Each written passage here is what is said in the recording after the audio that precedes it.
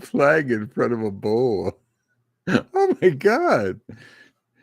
Does that aggravate you, Josh? No, That was Robert. that was my Muppet impression.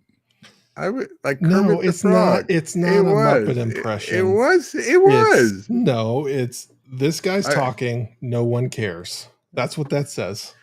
so That's what that says. generationally, that must have more impact to you generationally than me. To me, it's just being playful. But if you saw your face, I wish I had like a little snapshot. Man, you're like, yeah. Well, it's If we were side by side, I think you'd reach out and smack me. well, it's the whole concept, and then it's the pot calling the kettle black. And it's like, come on now. Like, oh, I think I got him. Did we get him? Dang. Uh, uh, it is. It was a twofer, wasn't it? Yeah. And that's Yeah. what gets me. That's what It's annoying, and then on it's purpose. on purpose, and then it's how dare you imply that I talk right? How dare you? Exactly. That is my how dare you face. Whatever that Is that face is, that's exactly what it's trying to say. exactly? So, hey, Okay, let me Metacasters.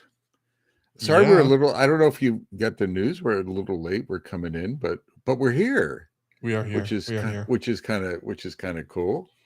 Yeah. We're here. Josh, am I on the right side? Are you playing? Which I side am I? don't No, remember. no. You're no. Switch them. Switch them. Switch it? Yeah. Okay. There. Is that the right way? Ah, You feel better ah. now? Yeah. It's like the right side of the bed. This is our side of the bed. Don't mix it up. All right. So what are we talking about today? Yeah. Wait, hold it, hold it, hold it. Okay, Oh, okay, I okay, did a okay. bad entry. You're much smoother. Yeah. Why don't we talk about Walter and do a little marketing? What do you think? Okay. Okay. I will give the topic.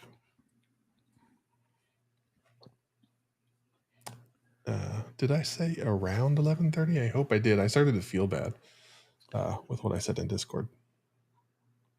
What does that mean? Around 11:30. Oh. All right. Today's topic is chapter 3. Yes, Part. chapter no. Yes, yeah. Let me get it in. Part trois. Or Ah, chapter 3 as yeah, some of us like to refer to it in our launching your own startup, your own company. yep. Before we do that though, speaking of launching things, Bob and I, as I assume you heard, launched our personal agile assistant. Oh, So we took all 260 plus episodes, loaded them up into a chatbot, and no, you you can did now. not, Josh. We did, and You now, took the combined wisdom of 14 years of Bob and Josh. yes, it took a long time. Like we started bringing down servers. The CIA called and said, like, "Hey, what are you doing?" I wondered But I got about a that. special grant from the president to allow us to do that, so we're clear there. But now, for the small price of $5 a month, like just like buy, No, but yeah, buy us a coffee. our Buy us a wisdom is coffee. priceless. Oh my I God. know we're giving it away, We're man. I tell giving you it what, away. yeah, you can ask us any question you've ever wanted to ask 24/7. You just log in to store.metacast.com, sign up for your membership, and ask away. I And gotta yeah, go. I have to visit Walter. So yeah, I'm getting old, Josh. I don't remember what I said. So this is a boon to me. I can go there and say, what does Bob think? there have already been people that's asking Walter, which is the name that we gave it. There's a long story that I do explain that's on our website. Uh, they have asked about word count and who talks the most, and Walter has an opinion. Actually, he doesn't have an opinion. He has the facts He based has on data. Yeah. based on the 14 days worth of us talking. If you stack all of that together, it's literally 14 days of Bob and I talking. So use that to your advantage, because we only do this once a week, but now anytime, anywhere, you can do that. And I've got some improvements in mind that I'm working on, Ooh. behind the scenes. So, all right, let's get back to chapter 3. Chapter Part deux. 3. No, part trois. Uh, No, part. that's next episode. Chapter 3 is all about you've done all the prep work. It's time to hit the launch button. What are the things you should do? What are the things you're going to run up against? What are the things you've never even done before that now you have to do? And that's what we're aiming to provide to you is clarity on that third step of launching your own business. What first comes to mind for you, Josh? I mean, an early thing is pricing. I think like having a feeling for pricing was that, Yeah. but that may not be first. What do you think? I mean, pricing is a very good discussion. I would love to have that with you, Robert, because we generally live on opposite sides of the spectrum there. Well, no. Well, we do. Yes, we do. We do. You gave me the death look there. Yes. But pricing is a conundrum. It is. It's so yes, we have different perspectives, and I'm not even getting defensive because it's you and I've talked about it too many times. But it is. I think everyone I talk to struggles with it is figuring out your worth. So one of the things to hit the button is you need to have an idea of your pricing. I like having a pricing sheet, like a handout that I can send to someone with ranges on it, and if I have different service offerings, what are those service offerings? um, if if I'm going to do deposits or something like that. So it's not just pricing. Like if I'm going to charge for travel, so if I have some travel dynamics or whatever, the pricing sheet is an easy thing that I can send to people. Now, what to put on the pricing sheet is a challenge. Josh, I'll just short circuit. Josh, your view is go high, and Yes. I'm not dinging you. It's go high. Mine is sort of I don't know. I not go low, but I don't value myself. The best way I think about it is I don't value myself enough sometimes, and then I go low. Yeah. Now that doesn't mean I go super low. I'm still competitive above average coaches, whatever that means. But when you become a boutique or a specialized service offerer, I think that becomes challenging. Like Josh, you do some fractional work. I think, or you've historically done some price. So how pricing that could be a challenge as well. Like what is the market dynamics? Yeah. Having relaunched Kazi, 6-7 months ago, I had to refigure out pricing. And my approach was I went on LinkedIn or any other place where folks are listing hourly needs. And I looked at the pricing range that they were offering for that per hour. And I started there. Naturally, I cranked it up a little bit. Two reasons that I do that, and this is a mindset thing with Josh, is that no one's going to pay you more unless you up the price. No one's going to say, "Oh, okay, so you want to charge us $100 an hour? We're actually going to give you 150." Like that just doesn't happen. So if you want to increase the price, then you have to do it yourself, knowing the risk that people might walk away, and just being ready for it. Second is that a higher price presents some exclusivity. Like, wait a minute, why is this guy charging 100 and this guy's charging 200? Is this guy really that much better? So it does in turn limit some of the opportunities that you may have, but also it opens doors where you've priced yourself as an exclusive offering, and it's perceived in that way. Now, of course, you have to deliver. you have to deliver on that. You can't just like put a big price tag on it. It's like spending $100,000 and getting a Yugo, which many of you guys are not old enough to remember the Yugo, but a very inexpensive small car that I think if you hit the rear bumper the wrong way, it would explode or something crazy like that. I know that was a thing back in the 80s. So that's the mental state that I have. The other thing that I do is I keep experimenting and I crank that price up each time and see when I break or when it breaks the market. So that's the thing that I do, and I just keep turning that crank and Right. seeing when people are like, "Dude, you're crazy." And then at that point, then I dial it back, and I've understood that I've pushed the market about as far as I can, and then that's when I settle in. I mean, one quick reaction, Josh, when you were talking to me, it's that decision of what are my service offerings? Are they generic service offerings, broad, or are you a boutique provider of unique services? And you're more boutique, like fractional services and things like that. Or Mhm. so the more unique you are, I'm just emphasizing that for the Metacasters. Gotcha. Like if you were an agile trainer, well, then that's not a boutique. That's you're competing with every trainer Yeah. on the planet Earth. You're going to have to bring your prices down, or you're going to have to become aware of what is the price composition, right? What is the competitive landscape? The more you narrow that, the more you can go high. So do that. That's one of the things that actually, in my thinking, that I struggle with. Am I, how narrow am I, or how broad am I?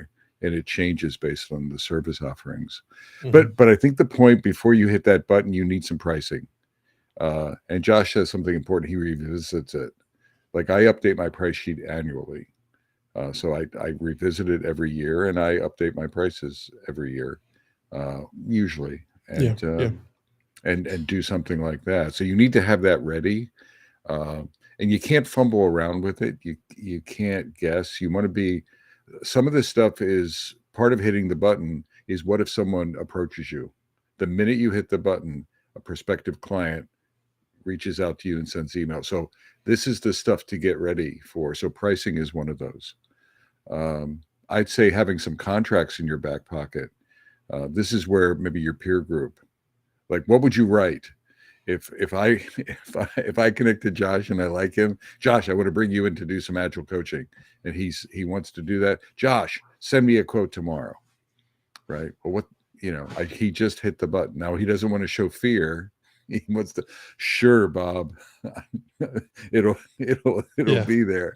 Yeah. But behind the scenes, he's scrambling a little bit, right? And he's going to reference his price sheet for that, so it'll help with that as well. So have some kind of a template or something, some idea of how you're going to respond to requests for quotes. I have what I call a statement of work template that I've used. I fill out a brief. I have an agile mindset, so I try not to write 20 pages. It varies between like three pages to 6 or 7 pages, depending on the scope. And that's the template I use to fill in so that I can respond quickly. So you have to have something, I think. Josh, would you disagree with that?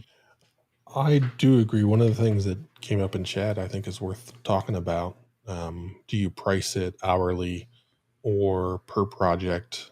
Do you have a retainer? One of the things that I, being an agile guy, pricing per project, I can't do that. Like my brain just doesn't work in that manner.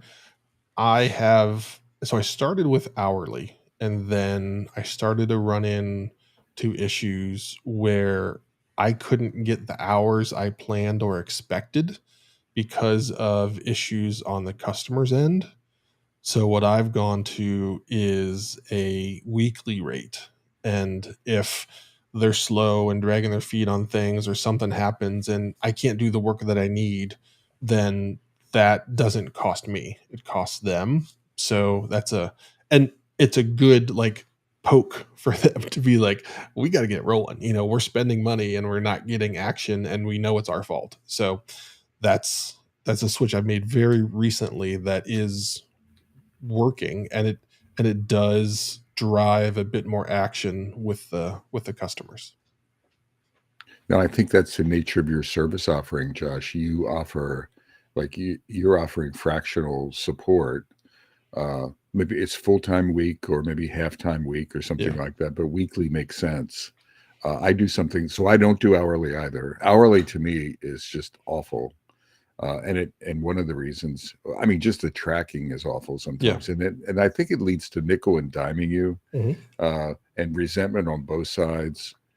So I like to, if I was doing what you were doing, I would probably go to weekly. I do daily, Mhm. Oh, yeah. and Yeah.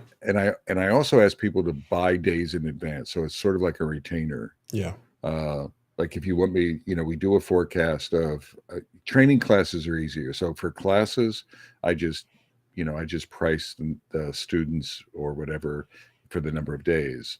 If it's coaching time, then you buy 3 days of coaching time, and then there's a period of time that I want you to use it or lose it. Now, Mhm. I've never had the courage to actually make someone lose it. Maybe once or twice. I try not to be a jerk about it, but at the same time, I want them to.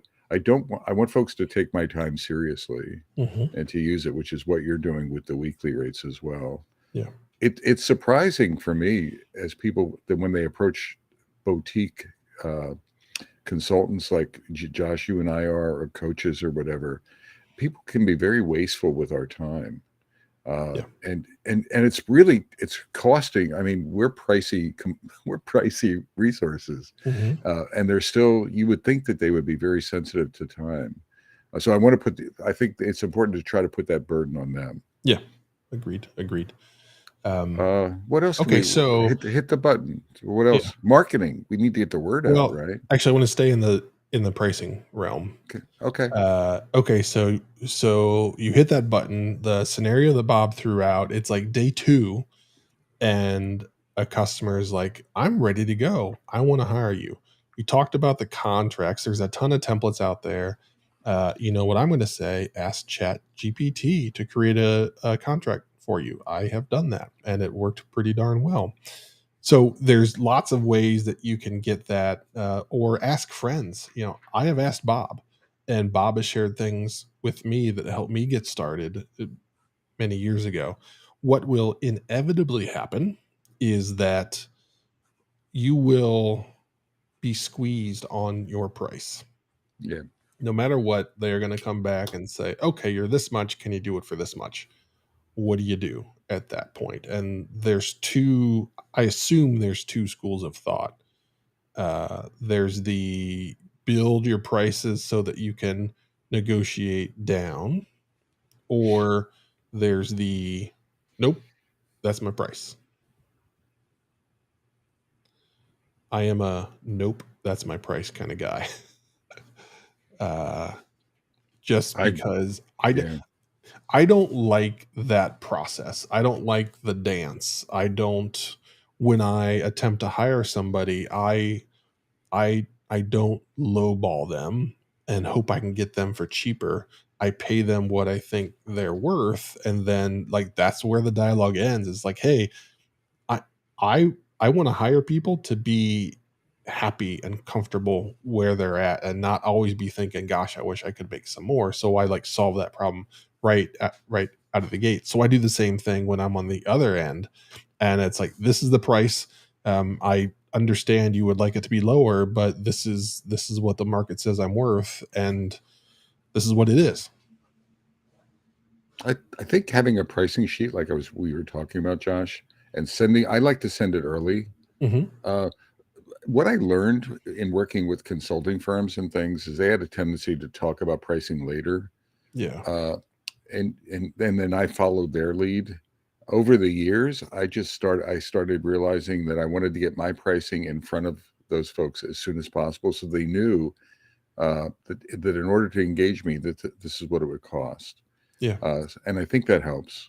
And then I have the same philosophy you do. I may, you and I may be lower than you, uh, but I don't negotiate. Yeah.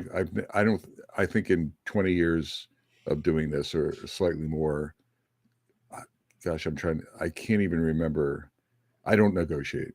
Yeah. Uh, right? It's just that this is the price. Like this is what it's going to cost. You want me now? I think you have more gravitas to do that.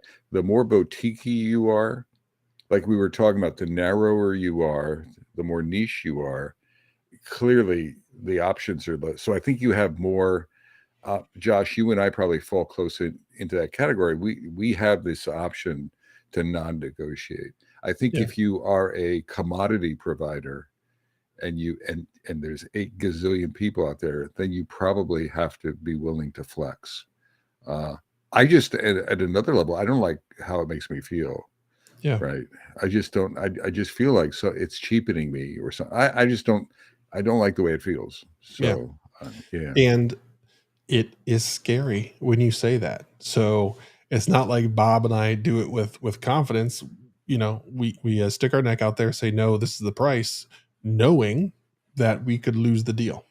yeah, And you know, you have to be at a spot where you're comfortable with that. And as you're launching your business, you might not be. You might just need customers. The same thing happened to me. Someone called and said, hey, can you do training? And the answer was yes.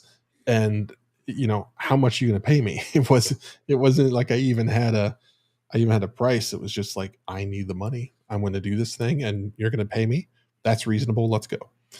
So as you're evolving with your business, your approach to pricing, negotiation should change. You know, don't lock it in because you're evolving, learning, developing right. new skills, all of that stuff. So, but Oh, right out of the gate, you may have to be more flexible just to get the revenue rolling.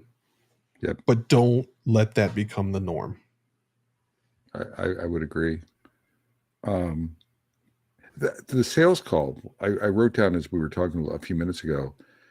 I think there's be prepared. So, and I want to see if you agree, Mm-hmm. and if not, we can skip it.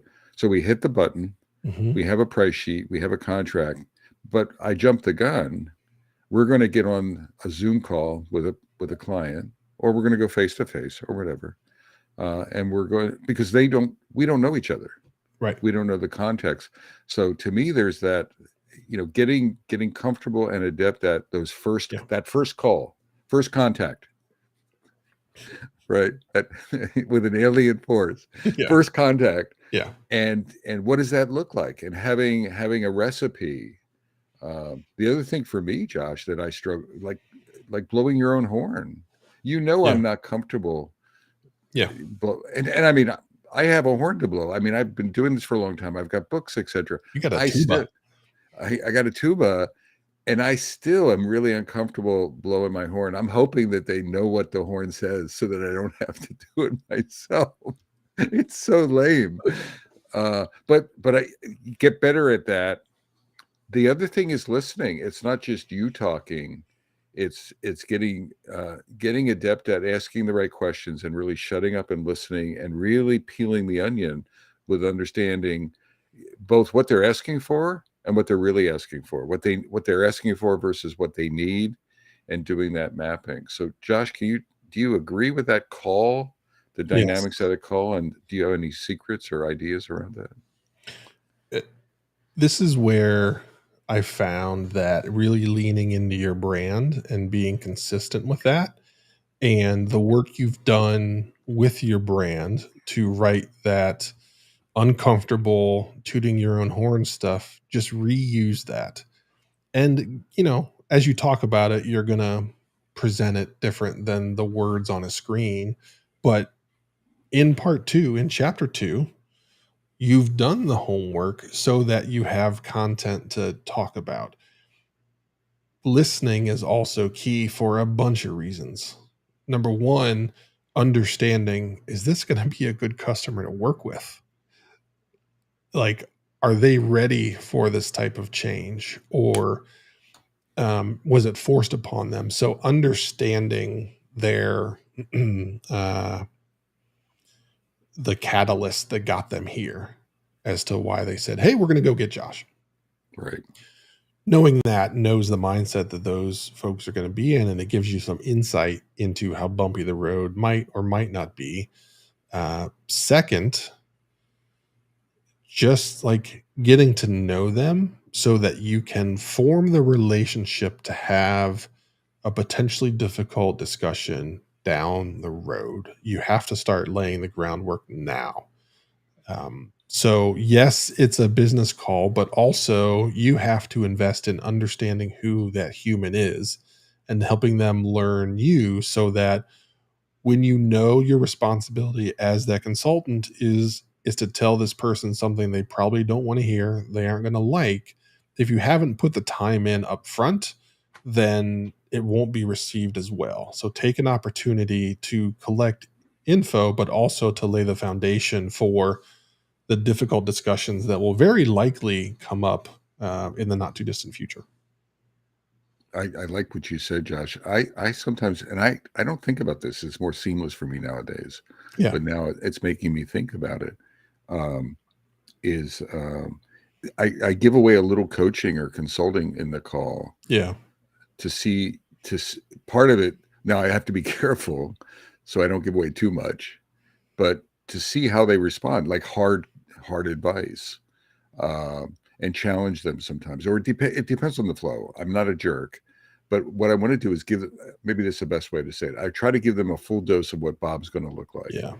so they can experience a full Bob, not a marketing or a salesy Bob, but be real and see how they react.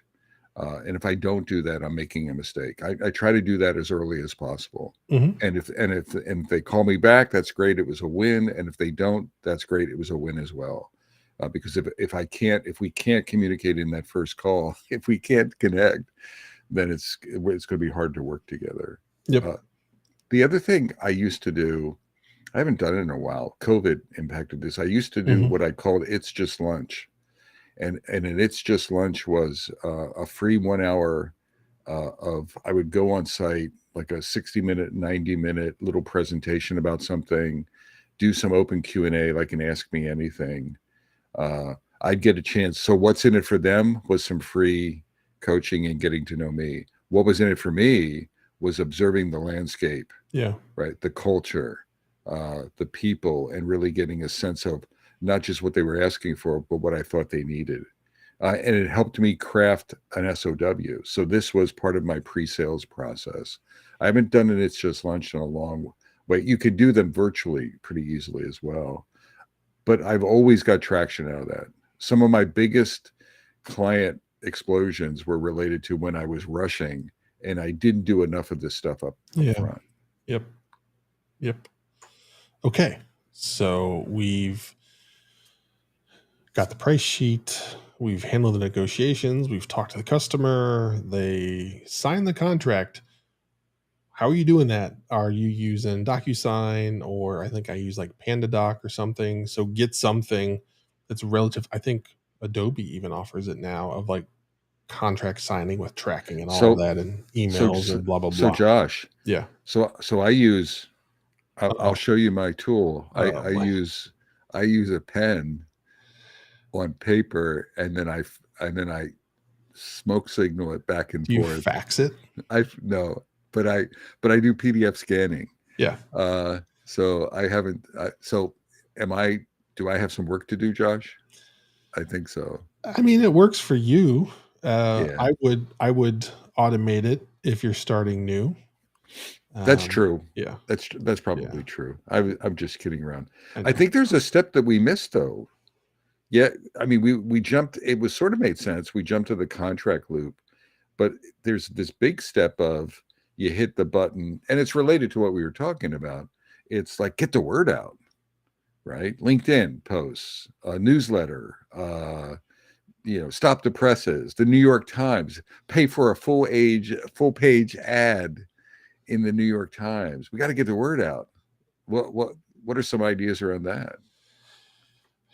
So we go back to branding at that point and all of the work that we've done, and we spend a fair amount of time in the branding episode talking about you have to start now. You have to develop that voice. You have to create content so that there's a backlog effectively of you, and providing people the capability to understand your approach up front, and they kind of know you before they call, which is very helpful. But if you haven't done that, then you got to get cranking on it. And LinkedIn is always a good place to start. What I've found, every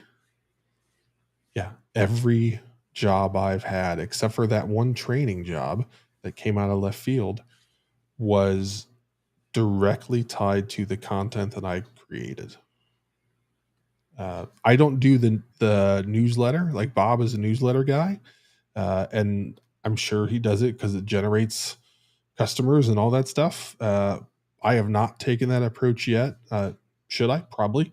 But I am not there. I think one thing that does provide for Bob that I don't have is that steady heartbeat of like, hey, I'm here. I'm in your inbox.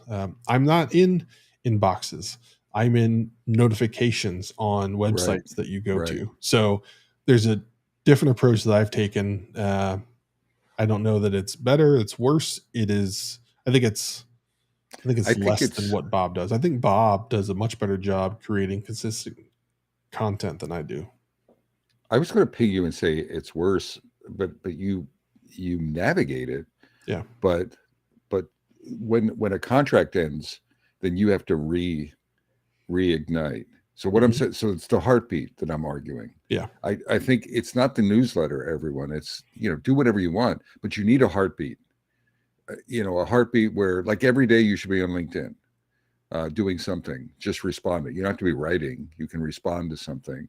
You can be sharing a story, a success story with a client. So you need this. You need to create that heartbeat. Before you even do that, though, I think that you're hitting the button tomorrow. I want you to send a direct message to everyone that you think. Not, I don't want you to broadcast it. So not just a post on LinkedIn. So have one of those, right? So have a blog post or have something that you reference and put it and make a big deal. Have balloons or whatever, little, like balloons, unicorns. I don't care, but you need to make a big deal. And whatever, like, generationally for me, a big deal is inviting people out for bourbon or something like that. But Mm. there's different generations to create buzz in a variety of mediums. You need to create the buzz. But in addition to that, I would say start reaching out to people individually, that personal relationship touch, Yep. not just for business, but reach out to Bob Galen and say, Bob, I just opened the doors to my business, and I want, and please keep that in mind. And here's my boutique offerings, and I need your help. Give me some help. I need some momentum. And so that personal touch. So it could be to people who are prospective clients, but it's also now you're activating your network. And don't do this on a broadcast, yes, but point to point. I know it's a lot of work, but suck it up and get the darn word out about your business and generate some buzz. Yeah. One of the things that will crush your heart and crush your soul is when you're talking to somebody and they're like, "Oh, I didn't know you went off on your own." That's your Exactly. fault, right? Like, just Exactly. prevent that from happening. Make sure it's clear that, hey, I'm doing my own thing and this is what's happening. Otherwise, people don't even know you have an offering. So it means you're going to have to do it repetitively and in different places and in different tools and methods like Bob does. But there's nothing worse than somebody saying, "Oh, I didn't know you were doing that," Exactly. because you failed at that point.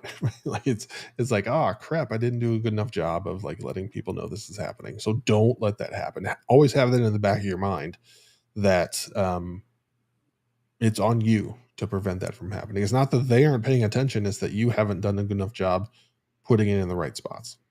Absolutely. And don't, Stephen just said something about, when you land a contract. So it's not just startup buzz. You need a big bounce startup buzz before you hit the button and after you hit the button. But then you need this heartbeat going.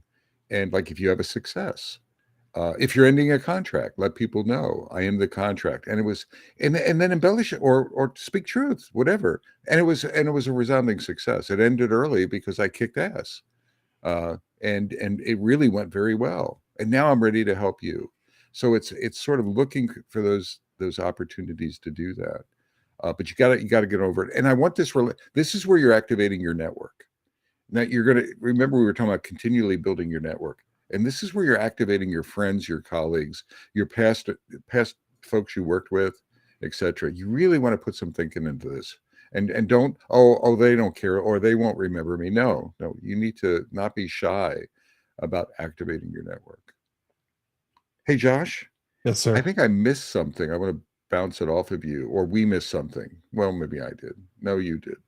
Uh, well, it doesn't matter. Uh, Excuse me. all right, I did. It was in. Remember the that call? We're having that Yeah, yeah, pre-sales stuff. yeah. The thing I wanted to an important point I think is you need stories to tell. So when you can't just say, "Trust me, I'm Bob Galen. I wrote a book about product ownership, and I can help you with that." One of the things I do, I'm pretty good at it because I have a history of I can start detecting what they're looking for, and then I can talk about a client situation where, and this how is how we handled it here. So those stories to tell that start mapping your experience to gain confidence. Now, if you're hitting the button and it's new, you need to mine your previous jobs for that experience. It doesn't matter if it's consultative or as an employee. It matters that you have these success stories or stories to tell so that you can map it to what the prospective customer is talking about. And I found that really connects the dots, that it gains confidence. And they'll ask questions about it.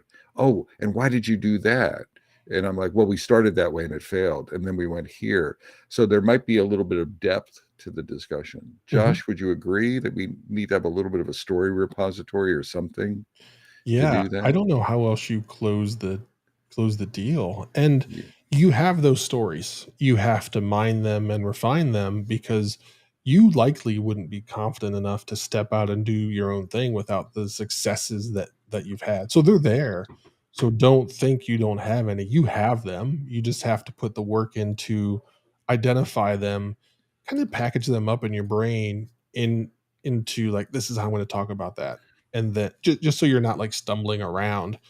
And what I've done to do that is I those are a part of my website. So I've had to Yeah. package it Yeah. up in a Yeah. consumable way of like, here's things Josh has done that you would probably like to have done in your company. Yep. And so that's Yep. forced me to package them in a small enough bite that people can read it and say, like, yeah, that would be awesome. Exactly.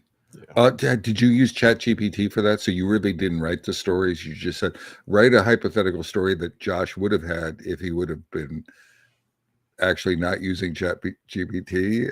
And did you No, get that so? so that for that instance, I wrote them, and then No way. when I hired a branding consultant, she rewrote them. So she effectively did the AI thing for me, except she For was a human. Yeah, because I recognize like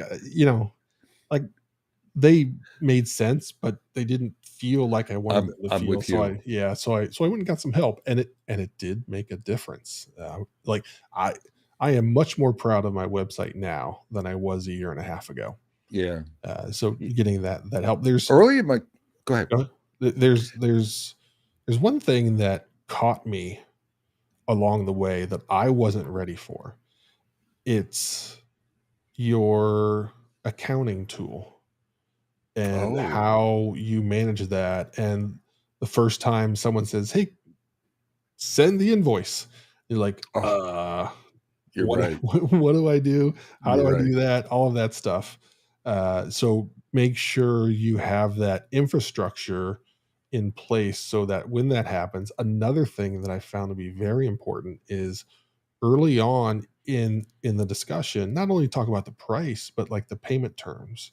Is Yes. it, hey, I am going to send you an invoice every week and I expect it to be paid like next week? Or are they going to say, we only pay once a month? And get that understanding before the gig starts because I've been caught times where uh, they only paid once a month. So I was expecting some revenue to come in that was Yep. delayed by a couple of weeks. And so I had to juggle and manage that. But have that discussion upfront. Use use a use a tool to manage invoices and all of that. I mean, PayPal has a simple. So if you're using PayPal for simple transactions, and I Mhm. do that for some business, then it has an electronic invoicing, which is relatively easy. I also use something called what is it? Oh, Zoho has a business function. I've used that for a number of years. Yeah. But Josh nailed a point. Um, and to have that ready, to have that ready, depending again on your terms. Hmm. Like I like deposits, so I'm actually sending an invoice. You know, if we're ready to, the minute we sign off in the contract, actually before, sometimes I want a deposit before I reserve the time. So invoicing could be very early in the process for Yeah. me, and I want to do that. Yeah. I Uh, I do something similar. I call it a lock-in fee. Like, yeah. hey, you want to lock me in for this period of time, then you have to like prove you're serious and pay this up front. Now, going back to the stories real quickly, everyone, Hmm. what I was going to say is this is an area where I really messed up early on, like decades ago or a couple, 15 years ago. I didn't have the stories. I didn't mind. So I didn't mind my job very well. I felt reluctant to map my job stories to consulting stories. And so I just was like I didn't have, so I would just ask questions and stuff. I wouldn't, they weren't good calls. I wasn't gaining confidence. I wasn't building relationships that way. So you have to. So part of this button is practice that stuff. Get it ready. Hmm. Don't hit the button.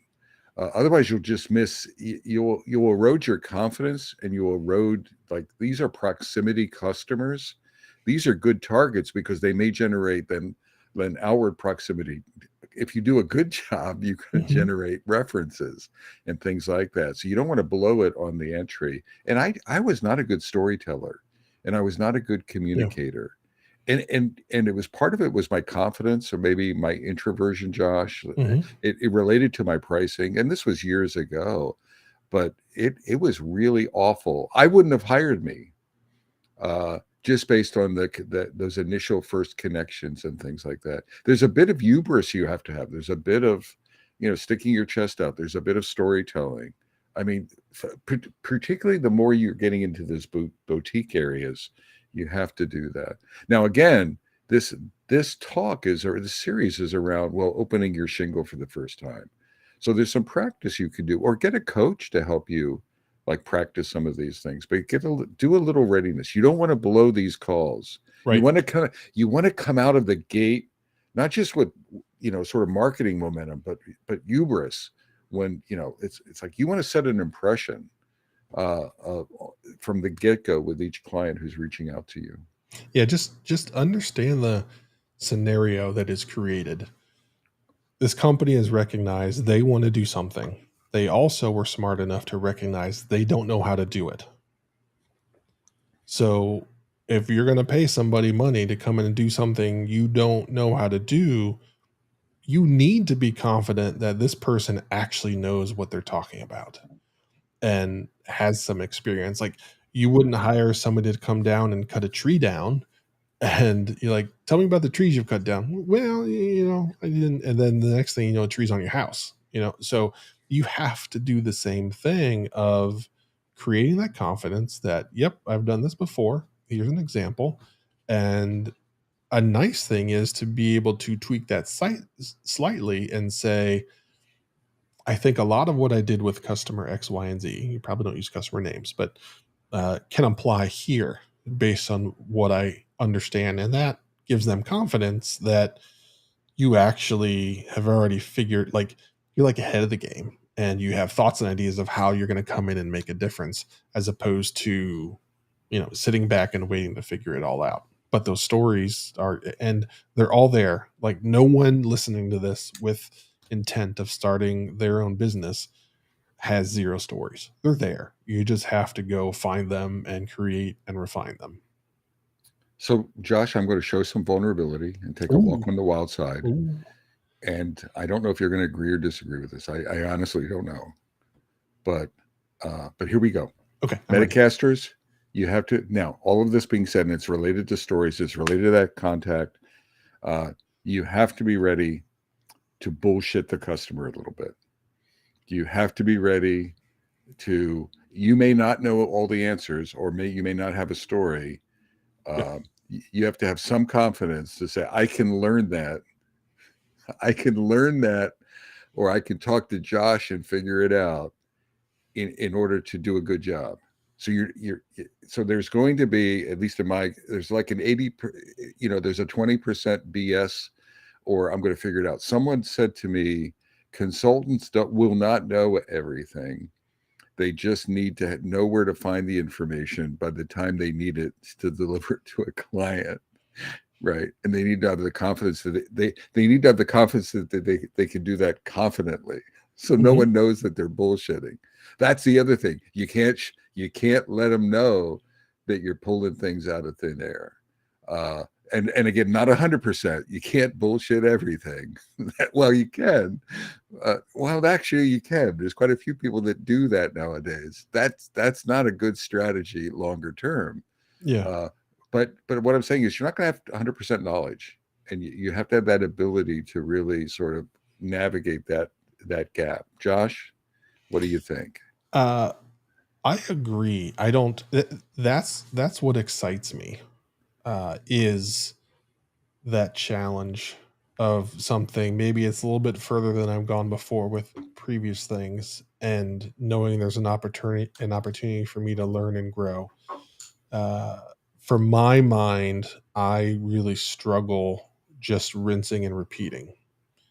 So while yes, I'll do it, that excitement isn't there.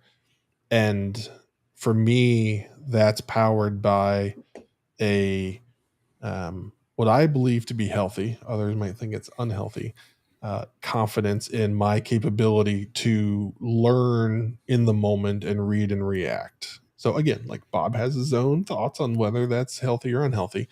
It is larger than most, so we'll just say that I have higher confidence, whether it's warranted or not. You can be the judge. Certainly get that, but that's one of the things that gets me fired up. Is like, oh yeah, this is something new, something different.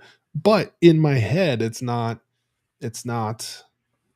oh, I'm starting from scratch. It's, oh, I've done something like that, but not exactly Right. like that. So maybe if I tweak this, it'll work. Yep.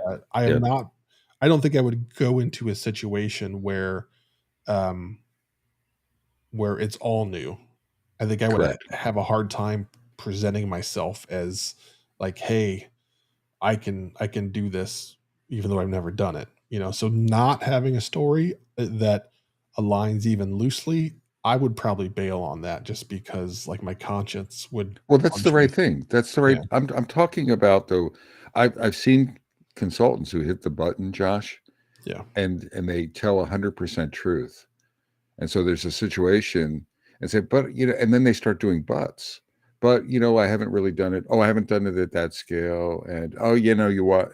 And so they start nickel and diming themselves based on their experience. You'll never match. I mean, it's a new client. So if you have the mindset that everything is new, even the context is new, so it's new, well, then we're always going to be going with unknowns, with ambiguity. Yeah. Uh, that's we have that skill. You've had that skill as a permanent. So Yeah. so all I'm getting at is I'm giving you permission, Metacasters, to throw a little bit of BS around there. Just you have to be self-aware, Mhm. uh, and that you can, to Josh's point, and I agree with Josh. Josh can learn. Josh is nimble. Josh is quick. Yeah. So exactly, exactly. So what else have we missed? I'm trying to think of what we were teeing up for this. I feel good about the direction of the cast today. Uh, Um, we did get a question in chat about remote. Has that changed things? I would lean on you, Bob, more than myself because half of my time has been in a remote world. So from my perspective, like I don't know enough of what it was like pre for me to speak about the changes. It really, so pre-COVID, pre-remote, I never envisioned remote working. Yeah. And then 3 years later, whatever it is, post, even I, did you see my eyes light up, Josh? Even an old dog, like an incredibly old dog, has learned to be able to operate in a Zoom world with some tools and things like that. So if I can do it, and again, I've done coaching. I never thought that I could offer coaching, virtual Yeah. coaching, Yeah. viably, and that works. It's different, but I don't think it's much. That I think this episode and this series, it works on both sides. I think the advice we're giving is general purpose. So don't let it get in your mind. Now the thing that I probably am struggling with, Josh, a little bit is I think in a virtual world you need to be adept at like using a tool. So one of my weaknesses is I'm not good on Mural Hmm. or Miro. I mean, I can navigate it, but I cannot facilitate a coaching. I can't just pop it up. Oh, let's go to the whiteboard. And Yeah. I wish I did, right? So I wish I could do that because I need that ability sometimes, and it's really a problem for me. Now people tolerate that because I have strengths, right? I have value elsewhere. If I was hitting the red button at the beginning, I think people would expect me to be Ooh, adept yeah. in That's a my good point. tooling, Yeah. right? Better than I am. I'm pretty Yeah. lame now. So I would need to have a tool or partner with someone. Like I've had someone who's a Miro facilitator join some of my classes, and I've had to pay for that, but it's worth it because now there's two of us. Yeah. But in the pre-sales sort of things, even in pre-sales, it could be a problem Yeah. because you want. Let me show you. Let me give you a picture. Let me show you what's going on. Yeah. I'm not that smooth. Yeah. I'm not there yet. That's something I've been working on because I've run into so many situations where I've said in my head or I've said out loud, man, a whiteboard would make this much more easy. And the tools are there. I just need to build it into my reflex. Like I would say, like, hey, let's go find a whiteboard. I am not there yet, but I'm inching my way there. So with a desire to get the whole way there because I But think I would. but with the red button, Yeah. you gotta sort of be there, right? That's what I'm. And again, you don't have to become. You just have to be really rock solid. So you're a natural collaborator Hmm. in those spaces. So I that's the only feedback I have on that one. Yeah. Okay. What else? Are we going to stick a fork in it? I feel like the fork Is is it ready. is it forkable? It's forkable. So this fork currently has three prongs on it. Are we going to add a fourth prong with chapter 4 next, Well, Robert? we were talking about in chapter 4, like keeping the momentum. Yeah. And I think it's a nice, we don't have to do it, and we could get feedback from Metacasters, but it's sort of like what's next? Yeah. You've just hit the button. We talked a lot about that today, but what about after a month or 2 months or Yeah. quarterly? Things like reflections, things like that. You made a big mistake and you have to pivot. What does that look like? So Yeah. stuff like that could be the keep the momentum going. Okay. So next is chapter 4. We will tackle that in our next episode. So looking forward to that. In the meantime, go sign up for Walter.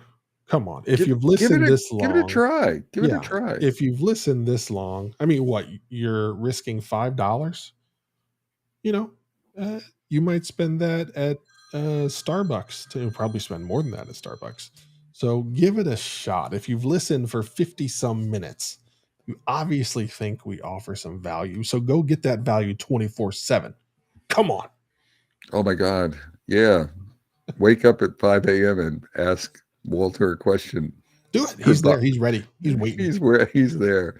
All right. So from beautiful downtown Cary, North Carolina, And beautiful downtown Fuquay Varina, North Carolina. I'm Bob Galen. And I am Josh Anderson. Yes, he is. Shake, Shake, shake. You got to say shake shake. and bake. Take care, y'all.